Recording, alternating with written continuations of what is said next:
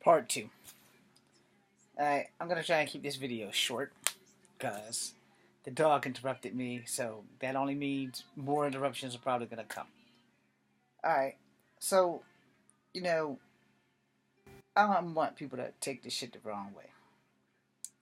But if you haven't been a victim of police violence or police suspicion or whatever, then you will take this shit the wrong way. I've had some bad cop experiences. Really bad cop experience. Even though I complied, I still had bad cop experience. However, by complying, my ass avoided a whole bunch of bullshit, and I avoided going to fuck the jail. One of my worst cop experiences, alright? I had long hair. It was longer than this, by far. I went through a yellow light. Cop let me get 2 blocks before he decided to flash his lights on me and pull me. It was trailway at the time, and if you know anything about like road conduct, and you know, after you get through an intersection, it's a block. After you get through another intersection, that's 2 blocks. So the alleged light I went through was in front of the Bluebird Cafe, which is not like right in front of it, but it's off to the right. And he was there. There's no way in hell he could have seen me go through that yellow light. There's just no way in hell. But he did, according to him. So I must be a very ugly chick because I'm not a very pretty man. So I drove through that light, and I went to the next section, which was by Zinc now, because there's a stop sign there, but officially makes that the second block. And that's right, the ABC store's right here, Zinc is right there, and then there's another fucking light right there before you get to the bus station. So after I got through that light at the bus station, I took a right at the Sacagawea statue, where the officer proceeded to pull me over. Alright, so he pulled me over at the fucking fire station, excuse me. And the first thing he came to the truck, the car, whatever the hell I was in, he said, "Excuse me, ma'am." And I said, "I'm a sir." He said, "I'm sorry, the long hair threw me. You know you ran that red light back there." So I didn't run no damn red light. The light was yellow. I knew exactly what light I went through. I knew the light was yellow. Because the second light caught me at that Zinc and shit. You know, like right when I passed Zinc, the second light caught me. Awful offers, or whatever the thing was at the time, was right there on the other side of the street. That light was red. I stopped at that light because it was red. You know, which probably gave him time to catch up with me because the Bluebird Cafe is really not 2 full blocks. It's just like a block. Depending on what you know about street, it was just really basically a block. So I said, "Well, why didn't you pull me back there when I stopped at the second red light?" He's like, he didn't really have an answer. He also wrote me up a ticket. I went to court and disputed it, and I won that one. And he was like, "Well, what?" I was like, "Well, first, Your Honor, the man let me get 2 blocks away when I supposedly ran that red light at the original Mount Zion's church." And I said, "I did not run the red light. The damn light was yellow."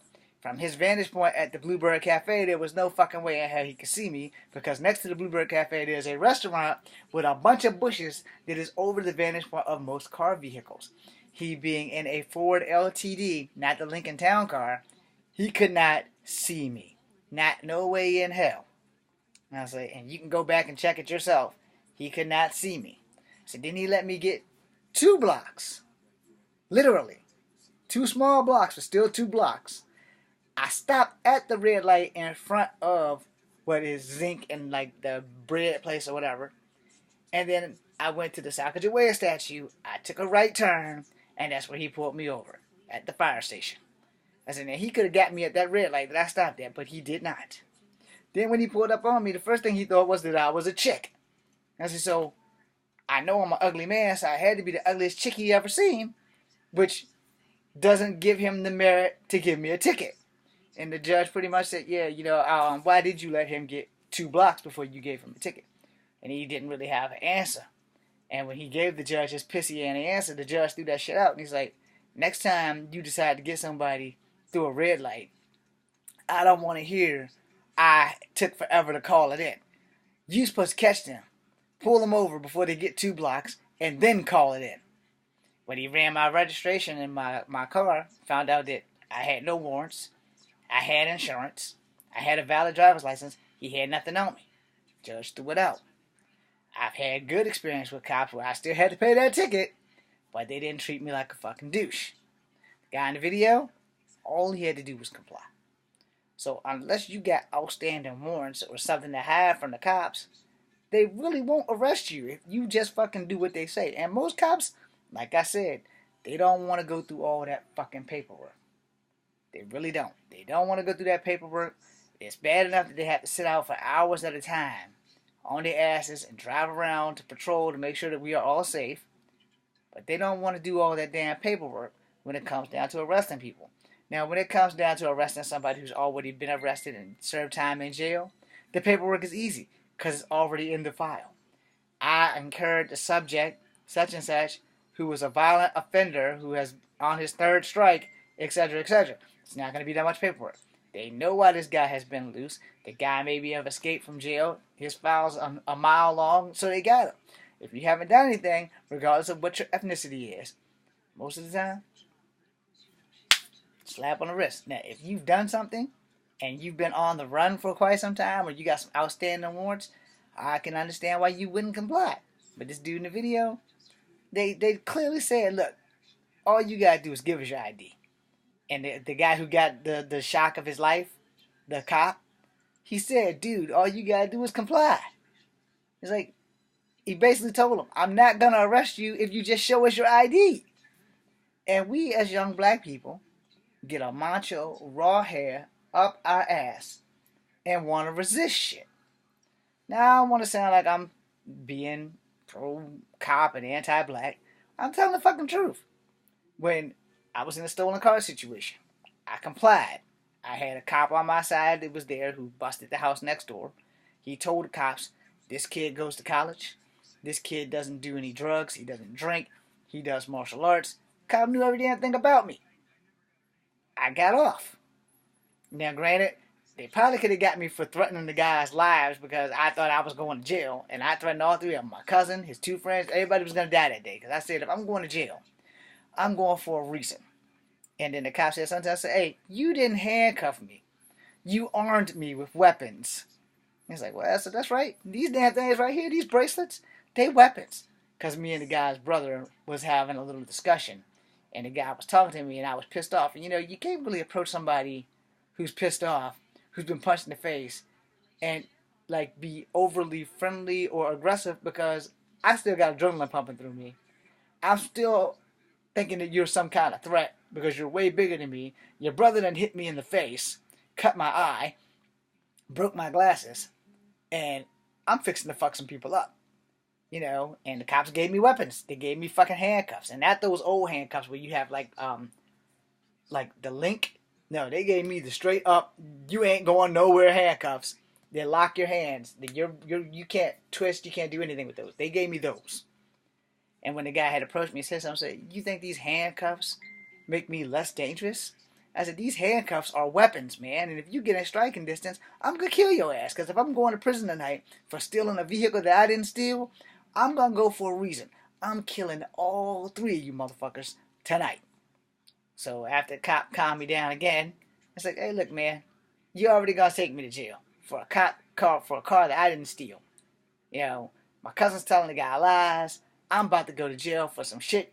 I'm the good guy. I tried to drive the man who was drunk to keep people from getting killed by a drunk driver, to get him there safely. And what do I get in the firm? I get 2 fist burgers to the eyes and handcuffs. But I complied. By the end of the day, within the 2-hour time limit of talking and all this other shit, they let me go home. I walked all the way from fucking Railroad all the way back to Rougemont. So the moral of the story is, 9 times out of 10, and I say this only because of my experience and me being of color, 9 times out of 10, if you get rid of that I'm a Billy Badass attitude when you deal with the cops and you just comply and don't be a smart ass and just like yes sir, no sir, etc., etc., 9 times out of 10, unless you have an outstanding warrant or you are a felon or you're on papers or on the books, if you've broken the law on some level or another, 9 times out of 10, you going home. But if you do some stupid shit, like decide, fuck you, I'm not doing shit, you can't make me do nothing, Yes, they can. Yes, they will. And your ass is going to jail for being a dumbass. They can't write that in the report. And we simply arrested him for being a dumbass, Judge. If he would have just complied, we wouldn't be in court today. Which is true. Most of the time, if you just comply, unless you have outstanding warrants, or unless you already been on paper and know the drill, 9 times out of 10, motherfuckers ain't gonna fuck with you. They're gonna let you go. But if you're a dumbass and decide, chest beating bravado, I'm a bad motherfucker, fuck the police, they ain't doing shit to me, your ass is going down. I have a saying that I started saying back when this incident happened and it was on a talk show. I don't know if it was whoever the hell it was. I think it might have been Sally Jessica Raphael. But these young Mexican guys that got beat up by the cops real bad. And it might not have been her. It was either her or it was Donahue. It was somebody. I don't know who the fuck it was. But the young Mexican guys, they got beat up real bad. One of them had long hair like I have, but it was like much longer. It was like all the way down his back like mine used to be. And they complied, but the cops still beat their ass. You know? And they fit the description or whatever the hell the saying was. And from that day, I have learned one or two things, and I started using this as my saying. If your ass is brown, you're going down. So when the cops come around, just comply. It's so much easier to comply. 'Cause 9 times out of 10, if you comply with them, they will not fuck you up. If you decide you want to be a badass and try to be Wesley Snipes from Demolition Man, yeah, that shit ain't gonna always work out the way you think. Because some of these motherfucking cops come from rough neighborhoods. Some of these cops know how to fight. Some of these cops are not cowards. Some of these cops are ex-military. Some of these cops will fuck you up. If you comply, just comply. It's not that difficult to say yes sir, no sir, I'm reaching into my wallet to give you my ID right now. Now let me flip the script. Alright, apparently this video is going to go longer than 10 minutes. In the recent last 3 to 4 years, where cops have had a field day on killing young black men of color, I understand why this young black man did not comply. But you really had nowhere to go. He's just sitting in the car. But a lot of other people were sitting in the car when they were killed. They were killed on Facebook Live. People were recording this shit everywhere. But those guys complied too. The big guy that was killed in front of the front of the car, the big guy in the red shirt, got shot. No, he didn't have a car, and they just body slammed him. He couldn't get on the ground, for one, because he was so goddamn big that he couldn't get on the ground, and they didn't respect that. Next thing you know, they took him down and shot him. He died. Now, the young black man in the police truck whose neck got broken because he wasn't secure when they handcuffed him and hog-tied him, he had no way of saving himself, and they knew better. Those guys were guilty. The guy in front of the store, the big black guy with the gray shirt that was shot and beat up by like 4 or 5 officers before he died. Y'all all know what I'm talking about. Trayvon Martin with the security guard bullshit and other guys in that fashion. Trayvon was a kid. Like, what, maybe 15? Maybe. That was a whole different scenario. This dude sitting in the car, just comply. And we tend to think that as men of color that we're always being harassed. And to a degree, we probably are. But the thing is, with that, you make it worse for everyone else when you don't comply. And I think of other black men, when I have an incident with cops, I think of other young black men be like, all right, you know what? I'm going to comply. So the next guy they pull over that's black or that looks like me won't have the fucking shit beat out of them. And a lot of cops, it's a high-stress job. And a lot of people who have badges and stuff are cowardly. And they probably should not have those guns if you can't handle high stress or if you can't handle paranoia or shit like that. That's not the job for you. But, the people who reluctantly have these jobs, one, is not one of the places, or it's not a job that you can have if you don't know how to take yourself out and calm down. That being said, I'm James Williams Jr. I probably have pissed off everybody with this video, and if I did, so be it. This is Coffee Habit number 2. PCU.